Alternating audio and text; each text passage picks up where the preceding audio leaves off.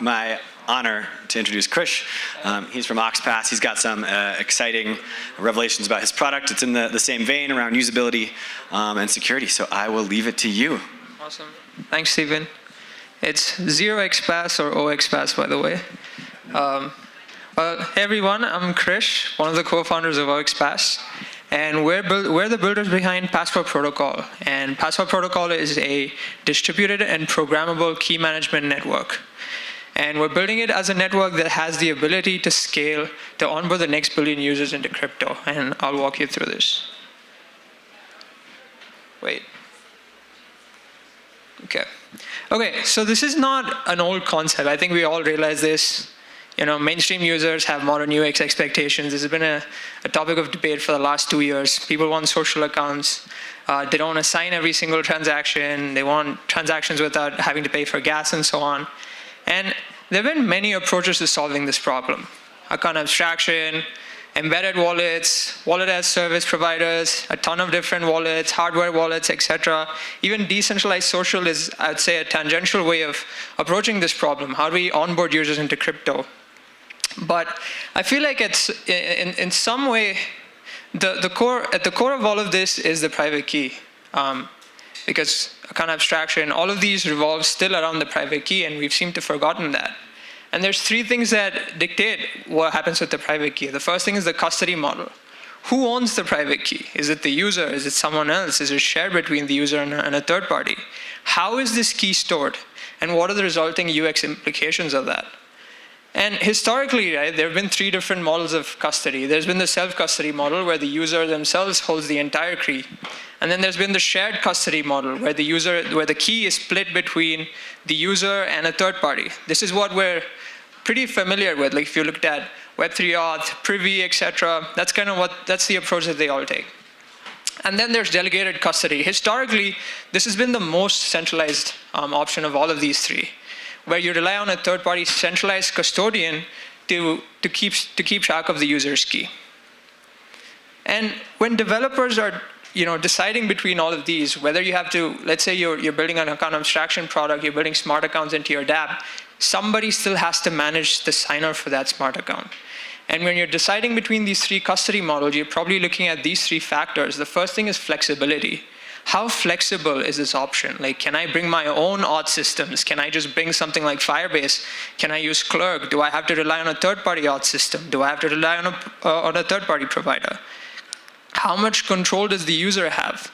Does the user entirely control the keys? Is there a third party involved? And then performance and scalability is a huge concern as well. Does this scale to millions and millions of users, especially as crypto moves into this wave of consumer apps? So going through delegated custody first, that's historically the most centralized one. You have a third-party custodian that keeps track of the key entirely. One of the biggest advantages with that is this is truly seedless, right? Because the user doesn't have to keep track of anything. And if you're a mainstream user, you don't want to keep track of anything. And the second thing is that the key is entirely programmable.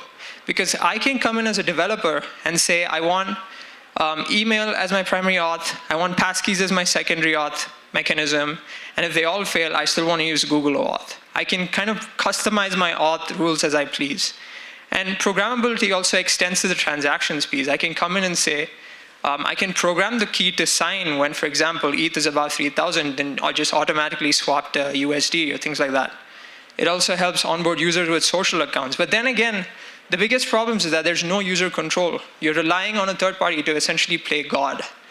You're placing too much trust in that centralized player. Self-custody, we all know this, the gold standard of complete ownership, rely on a MetaMask, I own the entire key, but then again, there's a risk of loss and it can't really scale for mainstream use cases. Then shared custody was actually created to solve this problem. And we're pretty familiar with all of these. It's what you're looking at in all of these new consumer dApps.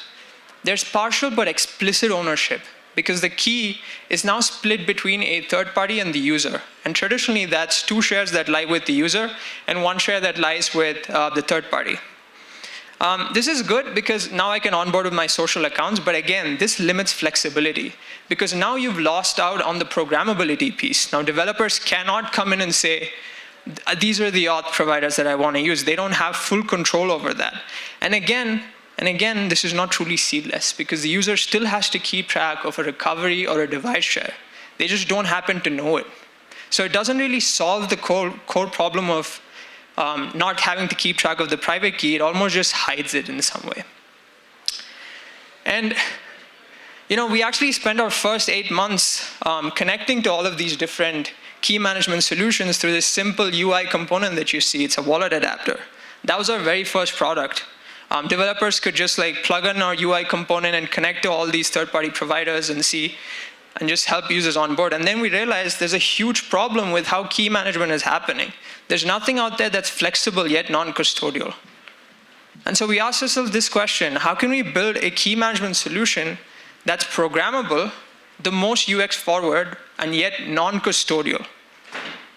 And so that's when we ended up with Password Protocol. It's a distributed, programmable, and MPC-based key management network. And this was only possible because of 2 inflection points. Number one, MPC algorithms themselves, but also secure enclaves. And this is how this works. So unlike the traditional Shamir secret sharing or MPC model, the private key is split into shares that are entirely distributed among nodes in our network. And every key share is encrypted through secure enclaves that each of these nodes run. And in addition, MPC algorithms make sure that the private key never comes together in whole. So this way, the key lies entirely within the network, and yet it's still non-custodial because the nodes themselves can't access the key shares, and the MPC algorithm makes sure that the key never comes together as a whole. And we also have a flexible permissioning infrastructure layer surrounding this, wherein developers can come and customize rules around how authentication and recovery happens.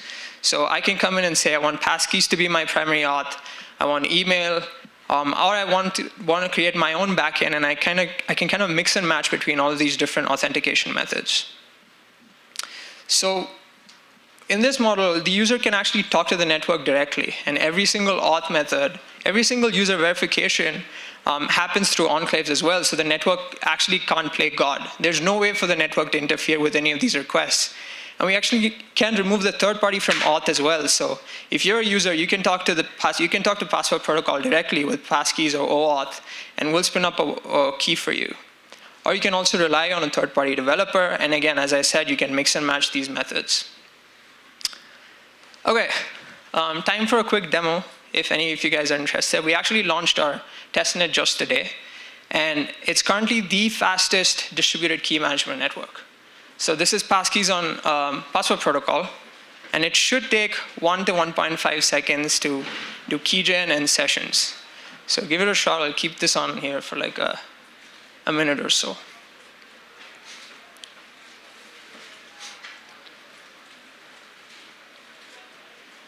So if I had to walk through this flow, what happens here is you as the user talk to the Password network directly. There is no intermediary.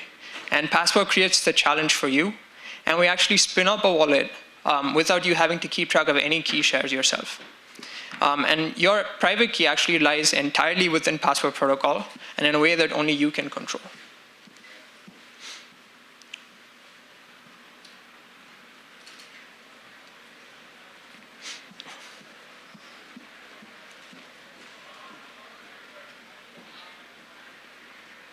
Okay, you can also check it out at another time. It's demo.0xpass.io if you want to check it out later.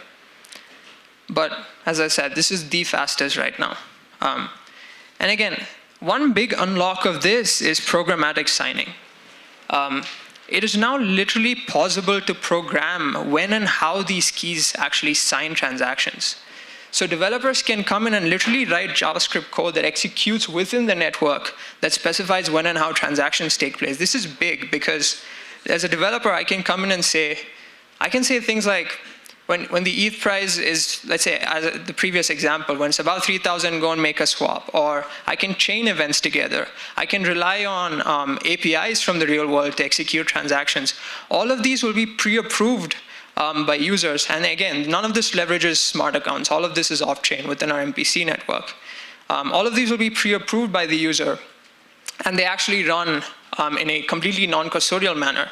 And the network decides when to approve and reject a transaction, depending upon what the program does. And again, this is our lambdas in action. I don't know if I can click on this. We can't click on it, can we? Yeah, it's okay if we can't click on it. I'll explain. But essentially what happens in here is, okay.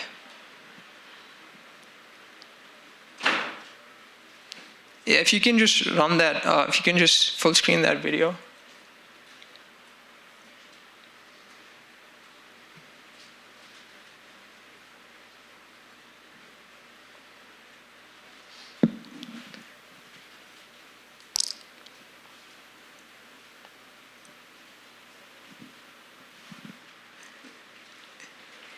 Can you tap on the video? Is that possible?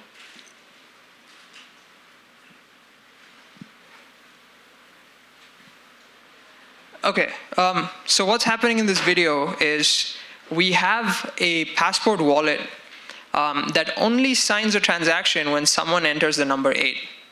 And so if you enter the number 1 or 2 or whatever, the transaction is never signed. And all of these conditions are executed within the network. And so this is essentially programmability in action. And everything happens between 1 to 3 seconds. So again, this is the fastest implementation out there right now. Yeah, we can go back to the slides. Thanks.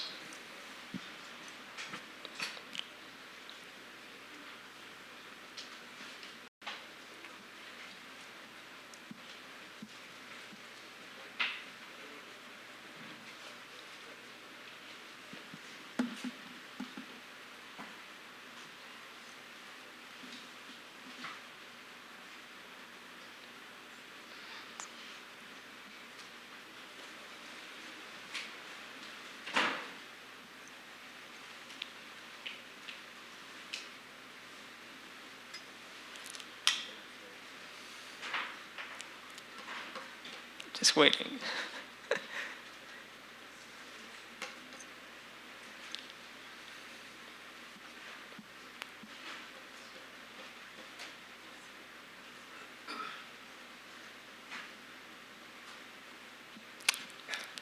We're not going to click on a link again. That was the last link to click.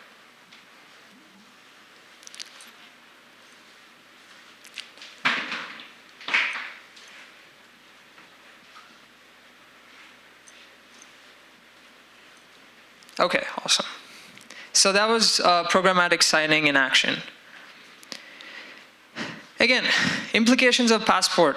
What is now possible that previously wasn't? Number one, the programmability piece. For the first time, the private key is programmable fully in a non-custodial manner. Onboarding is truly seedless because the user doesn't have to keep track of a recovery or device share. And again, everything is non-custodial, including authentication and verification, which happens through enclaves on our network. It's interesting because we're actually seeing 3 different use cases with Passport right now. The first one, obviously, MPC wallets. We have people building wallets on top of us. So we don't directly build wallets themselves. We're really the underlying wallet infrastructure. And then we have a lot of account abstraction use cases, people using us to manage their smart account signers.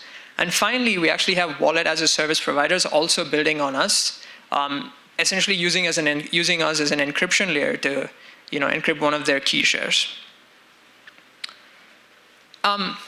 There have been other approaches to this, but the reason that we are different is because we are the ones that are focused most on performance.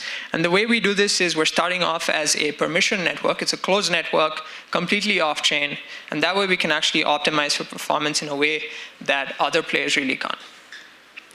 Again, traditional approaches to building out these MPC networks, right? The node handles everything, usually. That's auth, verification, communication, also keeping the key share itself. And that's because they're really trying to optimize to be a very open and permissionless ecosystem, kind of like your blockchains are. But this also means that if you're a user or a client, you're a developer, every single time you make a request to the network, you have to talk to every single node that's presented in the network. And there's so much communication happening between these networks, between these nodes and the client, that it really clogs up performance. And also, the key shares are distributed among a high volume of nodes. Imagine a network where there's like 30 of these nodes, and 20 of them need to come together to sign a transaction. That's a lot of time. That's a lot of work. So we've actually invented a new approach to this. We're calling it the halides approach, where we separate the nodes from another element called the orchestrator. Within Passport, the nodes only handle the key share and nothing else. Everything else is handled by another layer that we call the orchestrator layer. So the authentication, verification, communication between the nodes is handled by this secondary layer.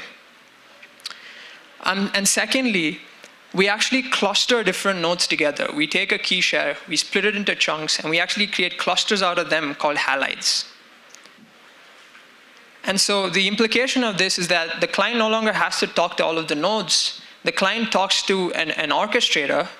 The orchestrator handles everything when it comes to all the verification and communication, and the halides make sure that the threshold is always 2 of 3 in a way. And so this essentially helps us build something that's the most performant as an off-chain network.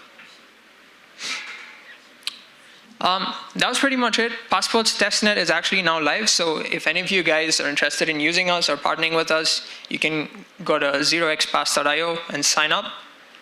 And that's also my Telegram, so if you just scan that and you want to talk to our team, feel free to scan it and I'll respond. That's pretty much it.